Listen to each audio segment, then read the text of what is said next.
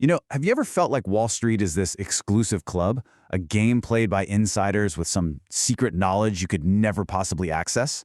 Like to win, you need these super complex algorithms and a direct line to the trading floor. Well, legendary investor Peter Lynch thinks that is completely wrong. I mean, that's the big question, isn't it? Can someone like you, with a day job, a busy life, actually outperform the professional fund managers who live and breathe this stuff 24/7? It sounds kind of impossible, right? But according to Peter Lynch, in his absolute classic book, One Up on Wall Street, the answer is a huge resounding yes. And the key? It's not some secret formula. It's right there, hiding in plain sight in the subtitle. It's all about using what you already know. That's right. Your everyday life is your secret weapon.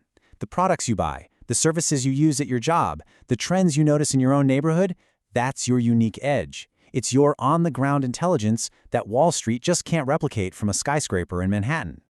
Okay, but how can your experience possibly compete with a billion-dollar fund? I mean, really? Well, Lynch argues that the pros, they actually have some pretty serious built-in disadvantages that, believe it or not, level the playing field. So here's the pros dilemma. A massive fund literally can't invest in a small, promising company because it wouldn't even make a dent in their portfolio. It's a rounding error for them. They have to wait until it's big, famous, and, you guessed it, often no longer a bargain. But you can get in early. You're nimble, and you aren't pressured by all that institutional group. This quote just illustrates the problem perfectly. We so often ignore our own area of expertise. A doctor who knows which new medical devices are revolutionary, or a teacher who sees which educational software is really taking off, they'll turn around and invest in some popular oil company instead. Lynch's advice is simple: stick to what you know. Okay, so if our big edge is hiding in our everyday lives, where exactly do we start looking? Right? How do you turn a great burrito or a new pair of shoes into a winning investment? Well, it takes a little mental shift, from just being a consumer to becoming an observer. Lynch was famous for finding what he called 10 baggers. These are stocks that go up 10 times their value. And he didn't find them by staring at charts all day. Nope. He found them by simply observing the world. And funny enough, his most famous discovery, it didn't even come from him. He gives all the credit to his wife, Carolyn. She was the one who noticed this revolutionary new product just sitting there in the grocery store. And that simple observation led to one of Lynch's most legendary investments ever. So let's break down this legs method. First, Carolyn saw the pantyhose being sold in these little plastic eggs. She tried them, realized they were a way better product, and saw how convenient they were to buy. The real genius insight, though, was the distribution. Women visit the grocery store way more often than department stores. But, and this is a huge but, the crucial final step is research. The idea is just the start. You absolutely have to check the company's financials, understand its debt, and see if it's actually profitable before you even think about investing. And Legs wasn't some one-off fluke. He was impressed by a Taco Bell burrito on a road trip. He loved the coffee at Dunkin' Donuts. He noticed his own kids and his office were buying Apple computers. Seriously, the best ideas were literally all around him, just waiting for someone to pay attention. So you found a great product or service. Awesome. That's step one. But not every great product comes from a great company, right? So how do you vet your idea? Well, Lynch had this checklist of surprisingly counterintuitive traits for what he called the perfect stock. Wall Street loves glamour and excitement. So a company called Crown, Cork, and Seal that just makes cans and bottle caps, it gets completely ignored. And that allows investors who do their homework to buy in at a fantastic price before the pros ever even notice. Dull is good. Dull can be very, very profitable. Lynch also looked for companies that had a niche. Think of it like a protective moat around their business. A great example is a drug company like SmithKline, with its patent for the drug Tagamet. For years, nobody else could legally make that product.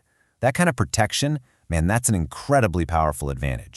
So when a company uses its profits to buy its own stock off the market, it sends two really powerful signals. First, it shows that management believes its own shares are the best possible investment. And second, it reduces the number of shares out there, which makes your slice of the pie bigger. And wow, this contrast just shows you the result. On the left, you've got Chrysler. As their business recovered, they bought back stock like crazy and the share price went through the roof. On the right, Navistar also recovered, but they issued more shares just to survive. So the company got better, but the stock went absolutely nowhere for shareholders. What a difference. All right, so finding what to buy is only half the battle. Lynch was just as adamant about knowing what to avoid. He basically created this reverse checklist of common mistakes that can totally sink your portfolio. This is one of my favorite Lynchisms, diversification. This is what happens when a successful company gets a little arrogant and decides to start buying up businesses in fields it knows nothing about. It's the shoe company buying a chemical plant, and yeah, it almost always ends in disaster. I mean, this chart says it all. Melville, a shoe company, bought other related retail businesses, creating this awesome synergy. Their stocks soared. Genesco, another shoe company, went and diversified into all sorts of unrelated fields. The result?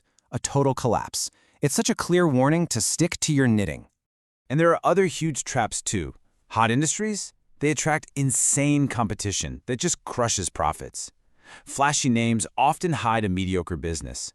And please, remember this. The Cabbage Patch doll was a cultural phenomenon, but it couldn't save the poorly run company Coleco from going bankrupt.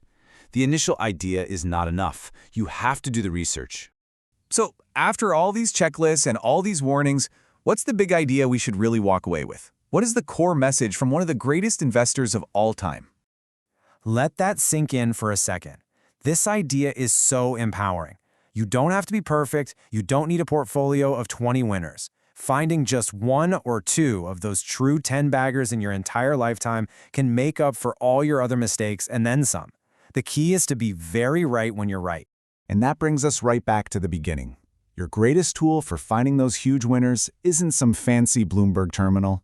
It's your own eyes, your own brain, and your own experiences. The knowledge you have as a consumer, an employee, a parent, or a hobbyist, that is your unique, unbeatable advantage. So the next time you're out in the world, just pay attention. That incredible new coffee shop, that piece of software that's saving your company a fortune, that toy your kid absolutely can't put down. One of them might just be the next big thing. The only question is, will you be the one to notice it?